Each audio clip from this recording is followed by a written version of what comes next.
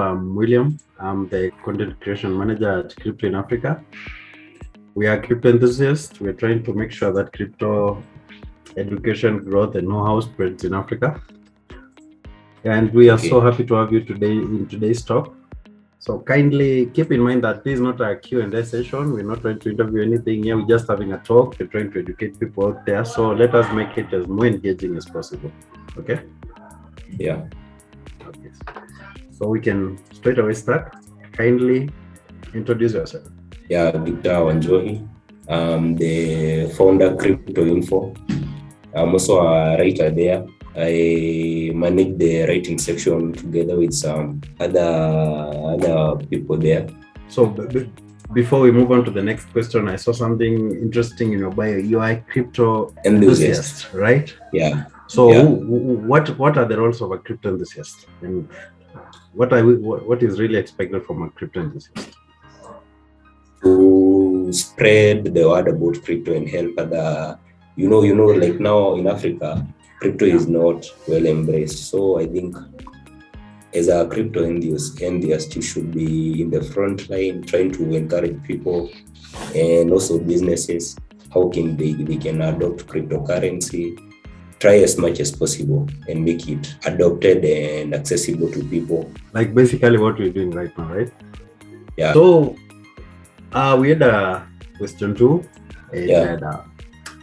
I understand there are three types of wallets. There's hardware, software, and paper wallets, which have been further classified into two based on their work. They are cold wallets and hot wallets. What technology is being implemented would you suggest to be implemented to ensure safety of these wallets from hackers, and which wallet would you best recommend? Yeah, for me, basically, most of the times I use the inbuilt wallet for Binance, Get.io, or KuCoin. But for the long-term assets, I trust Trust Wallet. Yeah, I know Trust Wallet. That's the one that I use mostly to store the long-term assets. The normal trading, I just use the inbuilt wallets. But for what I can recommend about the wallets, if you've ever lost your private keys, you know that you cannot recover the assets again. So I think they should introduce a recovery phase, your own, not the ones that they are installed to you originally, because those ones the system chooses for you, so you can't memorize them if you have multiple wallets. So I think people should be given the privilege to choose your own recovery seed phases, so that you can recover your asset in case you lose the private keys. So your top 3 wallets in cryptocurrency? Yeah. Can we have them? Your top 3 wallets. The ones which my top 3. Yeah, the top 3. I've used Trezor, though for the hardware wallets, I didn't like them. So I prefer the software one. Mm-hmm. That is Trust Wallet, and sometimes I use Exodus. But so Trust Wallet, my main one. These are your favorite. These are wallets you can tell people out there to go get them. They're the best. The security is okay, and the chances of them losing their money are very low. Yeah. But for the for the Trezor, for beginners, you can't encourage them to use that one, because they have to pay a premium to get them. Yeah. So I think the software wallets are good to go with. And for the paper wallet, here in Africa, people don't use software or the paper wallets much. What about exchange platforms in Africa? Top 3, the ones you would go for? I'd go for Binance. Yeah, that one basically because it has many payment options. You can withdraw M-Pesa, through your bank. The second one is Get.io. That one, the main thing, the best thing about it is, for many of the altcoins, before they are listed in these are the exchanges, they are listed either in Gate or in KuCoin. So apart from Binance, I'd recommend KuCoin or Get.io. And I have used them, so I think I can give a testimony. They are safe to use, so and the risk is very low. Another concern I had about cryptocurrencies in Africa, Yeah. there was this research I did, and I found out that there's some gender inequalities in the sector. There are Yeah. 16% of of crypto users in Africa are male, Mm-hmm. and only 7% are female. Yeah. Can you comment on that? Why Yeah. are women being left behind? Like, why are women not being as active as men in this? Why are they being left behind? You know, men are known to like risk. Yeah. So, and I think women fear taking risks. So that's basically why you see they are left behind, and also they take these technical things, like things that should be done by men. So that's basically why you see them being left behind. But there are a few. I know a few experts, so I don't think they are left behind that much. Yeah. There are a few big ones in the industry. Yeah. And I think in the near future, I think the gap will shorten. We'll have Yeah, at least but I think 10. the issue is with risk. Yeah. Yeah. Women are a bit conservative than men. Yeah, sure. That's a good check on that, because it really caught my eye, and I was wondering what is making ladies to be left behind. But I thought it was a thing for African people, for only Africans, until I realized it is global. I think it is a global and not for Africans only. It's not necessarily in Africa. Yeah, because I think even when you go to YouTube, you'll see that most of the influencers are men. And also people tend not to trust those sites that you, like, let's say you do a research and go to those influencers, you go to the female ones and the male ones, you will notice that the male ones have more followers than the female. So I think people tend to trust what men say more. Yeah, that's true. So on to the third question. One of the things delaying the implementation of cryptocurrencies in African countries is the government concerns over loss of control over monetary policy and flight of capital overseas. How can we deal with their concerns and convince them to implement this digital currency? How can you convince a government that cryptocurrency is adoptable and should be implemented as a legal tender? For example, in Kenya. Yeah, I think the best thing to convince them is through telling them to how they and helping them how they can introduce their own government backed up crypto. Because I think you see with the issue with these other cryptos, when you tell them to adopt, they usually see like they can lose control over them. So like I think you heard about a time that the Central Bank of Kenya wanted to introduce their own crypto-backed asset. Yeah, the CBDC. Yeah, there was a plan like that. So I think the best way is to tell them to introduce their own, and also encourage them to introduce an asset that is deflationary. Yeah, with a limited market cap. Because you see with an unlimited supply, the issue of inflation will still come through, because let's say there can be change in the government and the other government can decide to increase the supply.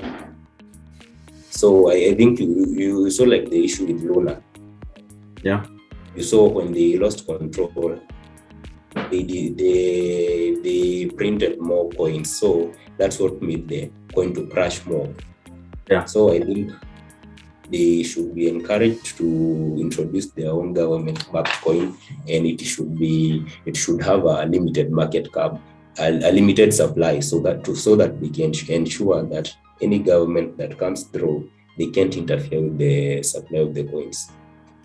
It should be limited in supply, just like the Bitcoin is, right? Yeah, just like Bitcoin. A good point. Actually, every government needs to hear that, because I think in the whole world, only two governments have made Bitcoin the legal tender. Yeah. That's a good point. That's a good point. Yeah. So, do you think the government is afraid of the freedom this cryptocurrency is bringing to people? The freedom to owning your own money. You own your assets, you own your money, you do it with it whatever you want. Is that one Yeah, of the reasons why they are afraid? they are afraid very much. Okay. Like you look in the case of China, you saw them ban the use of cryptocurrencies. Yeah. So I think that's why they are losing control. Mm-hmm. The people are using trading globally, using those payment methods, and with crypto, it's you who decides whether you will pay the tax or whether you will not pay. So I think they are afraid that they'll not be able to get those benefits that they get with fiat currency. Yeah. Yeah. That's because at the end of it all, what government really wants in an institution is to eat something, to get something. Yeah, to get something. So I think that's why they are afraid. And you see something like you saw El Salvador, after they adopted Bitcoin as a global currency. Yeah. As their main currency there. You saw like the IMF trying to distance themselves from them, giving them some limitations. So I think it will take time. It will take time. Yeah. And especially in African countries where the governments are really, really great. Yeah, but I think in Africa we have an advantage because you see the regulations. Yeah. The regulations are a bit lenient, unlike in those first world countries. Mm-hmm. Yeah. So I think here we have like let's say if you introduce your business to be receiving payments through cryptocurrency, there is a very high likelihood of you evading taxation. Yeah. Because you will just file what you want to reveal to them. Mm-hmm. Unlike in these other systems where the bank can provide statements to the government and they know how much tax you've evaded. So I think in terms of in Africa we are at an advantage. So that is good because I believe in those advanced countries, nothing comes out all in without being monitored. Yeah. That's good. That's good. And I think African people and African government should hear that also. Yeah. So on to the next question. In every technology, there are risks involved, and digital currency is not exception. There are risks of illegal activities such as money laundering that can sprout, and also the risk of being hacked. How can we ensure that the benefits of using digital currencies, such as cryptocurrencies, outweighs the risks? I think in terms of saying that cryptocurrency is used for illegal deals, that's just a perspective that people have. Because let's say the first cryptocurrency, Bitcoin, was introduced in 2008? Yeah, 2008, yeah. Yeah, and even before that, or even before people knew about cryptocurrency, people were still doing legal activities like those drug selling through just fiat currency. Mm-hmm. And some things like, let's say, child pornography, slavery, people still paid for them using fiat currency. But now with cryptocurrency, because people term it as anonymous, I think it encouraged more people to hide inside it without being noticed. But I think the best way that we can regulate this is by allowing cryptocurrency to be regulated by the government. And with that, I think more people will be afraid to use it for illegal transactions. I think you've heard about, like, let's say the FBI recently, they recovered some Bitcoin that had been taken away by hackers. And why did they do that? They did because the exchange allowed them to intervene in the investigation. So I think to eliminate that, we should encourage the government regulating this crypto space. Yeah. So these things of saying cryptocurrency is being used for illegal activities, cryptocurrency is being used for this and that, it's just a scapegoat, because these things have been there. Yeah, they've been in existence. Actually, that is a good point, because people have been relating cryptocurrency with bad activities, and as if the bad activities came after crypto, but they have been there before, and they will always be there. Yeah, and let's say even if you come like to Africa, crypto, many people don't know about cryptocurrency. Yeah. But those things are rampant. Mm-hmm. And people still do them using the normal currency, the fiat currency, the government-backed one. So it's just like a scapegoat. It's a scapegoat. Sure. Yeah, people are using it just to show how cryptocurrency is bad. So that's a good point, because so many people have been having, because you go somewhere, you try to introduce someone to cryptocurrency, and they have this very bad picture of it. Yeah, they're telling you it's used for legal activities, and you wonder how now, since when? Yeah, and also you see, I think if you had a few friends, let's say those who don't know anything about cryptocurrency, I think when you mention to them about Bitcoin, what comes into their mind first, I think is they usually think you want to scam them. Yeah, because Bitcoin has been associated with many scams. Mm-hmm. And it's true, if you go to this, I think there are websites that help there are websites that you can go and search if let's say a scheme is a scam, something. So you see these things that are advertised, they offer to pay you like 4% premium per day. Yeah, actually, I think the website is called Trustpilot. You just type it in everything, then it will tell you if it's a scam or not.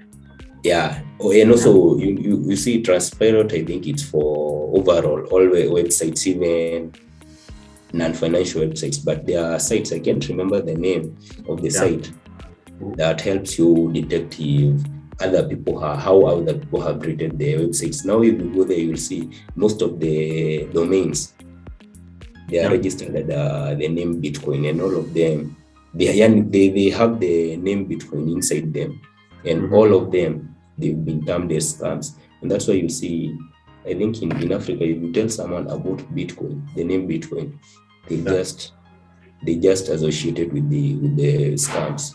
With being scammed. Yeah. That's a good topic. That's a good point, and I think it will be very helpful to the people there. So, what do you think is the future of cryptocurrency in Africa? I think we have a long way to go. How? Explain. We should try encouraging people through word of mouth. Yeah.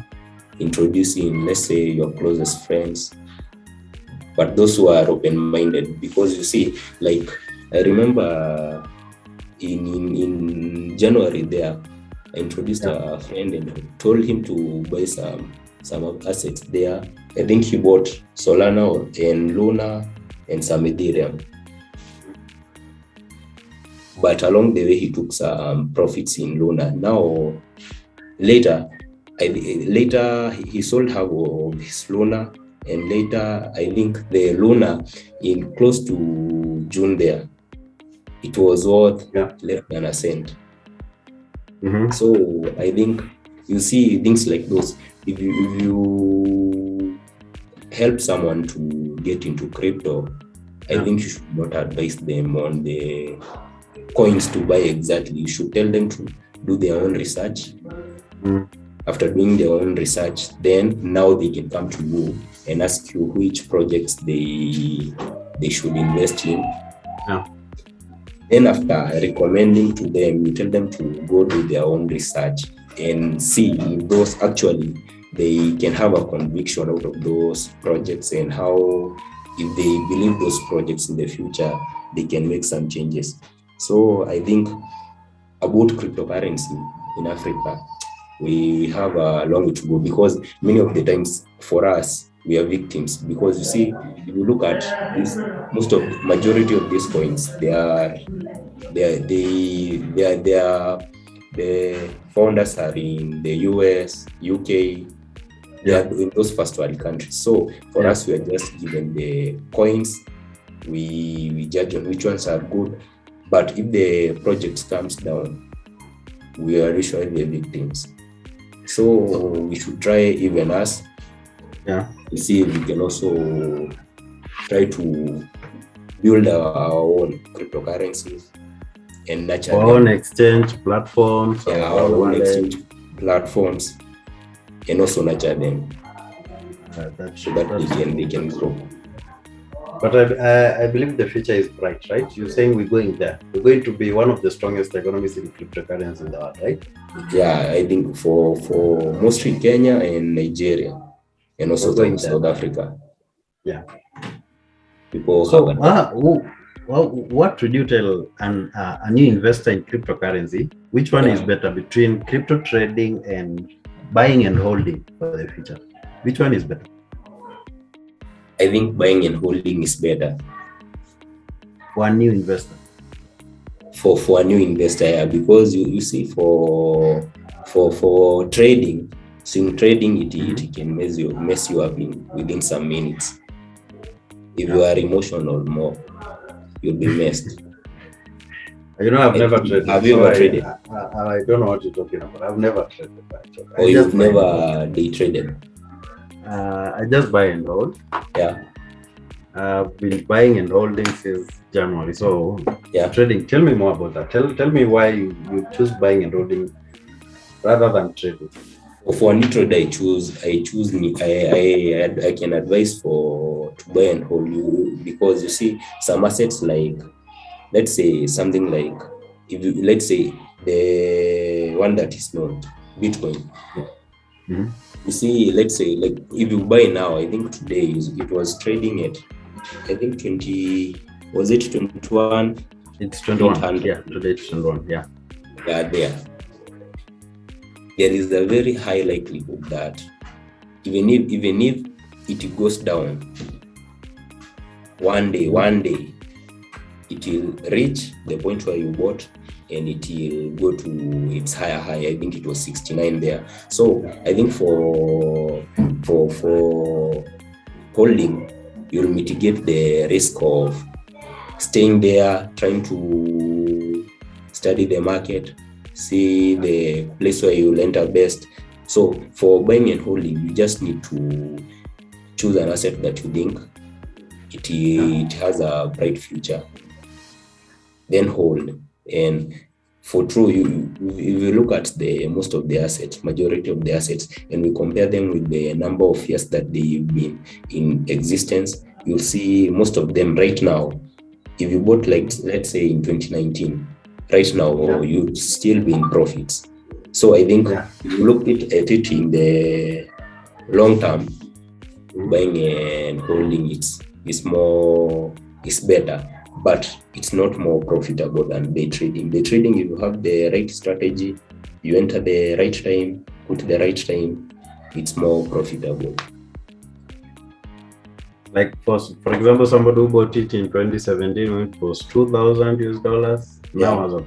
Now he's enjoying the profits, right? Yeah, even without doing anything, just holding. Just holding. Yeah. So I think it's better. That's a good information, Victor, and I believe that's a very educative talk. Yeah. So as a final question, what would you tell firms out there, platforms that are trying to cryptocurrency platform, exchange platforms, cryptocurrency wallets about the African market? Would you tell them there's a market here or there's no market here? Pardon your question. What would you tell cryptocurrency, those exchange platforms, those wallets, and what would you tell them about African market? Should they come in in Africa and invest more, or should they not? Is there a market in Africa for them? Yeah, there's actually a huge market. I think the only issue is with spreading. The many people, they still do not know about cryptocurrency, but if you try to introduce to them, you make them interested and they do their own researches, you'll see that majority of the people, they realize that cryptocurrency is actually a very good thing. And right now, I think people have heard about some Bitcoin millionaires. So people have become more interested to know what is this thing and how do people go about it. So I think what's lacking is basic education. So if they come and they encourage more people, they build programs that will help. Like you see in Binance, I think they have a program in Africa that goes educating people about cryptocurrency. And I think out of a forum like of 100 people, you won't track like 20%, 20 people who will buy cryptocurrency within the first week of being introduced. So I think there's a very huge market here, and people should come invest in. If you look, like I saw yesterday a message from Binance, they added some banks that were not in the P2P. So you see, even banks, they are continuing, though they indirectly, because you see the bank, sometimes they do not know where the money comes from. P2P, peer-to-peer. You see, you as a trader, as a buyer, the exchange helps you. Just you meet a buyer, the buyer and the seller meet, and then you send money to the bank. So I think we should also encourage banks to enter this space. I don't know if they'll accept the suggestion, but I think just one bank can accept to offer cryptocurrency as an asset. Will be far ahead. So many African traders will go there. Just like JP Morgan has done internationally, right? Yeah. And also, I think about in Africa, it's where I think we have most freelancers who work for people in the first world countries. So we should also encourage people how they can, instead of receiving payments through payment modes like PayPal, you just set someone your address, like your address from Binance. He sends you the USDT, you receive the money, you withdraw through M-Pesa. So we can also encourage most of the freelancers. I think they are between the age of 20 or let's say 18 to 35. So they're young people, and so they can be open to the idea. So I think for freelancers, it's if the people can target them as a market segment, they can adapt crypto more than any other segment. So basically in Africa, the firms need to educate and promote because the market is there. The market is there. Just education. That's what is lacking. That is what we're lacking. So thank you very much, Victor, for joining our call today. This was very, very informative. I believe we'll get to talk again. Thanks a lot. Okay. I've appreciated too. Right. Have a good day. You too.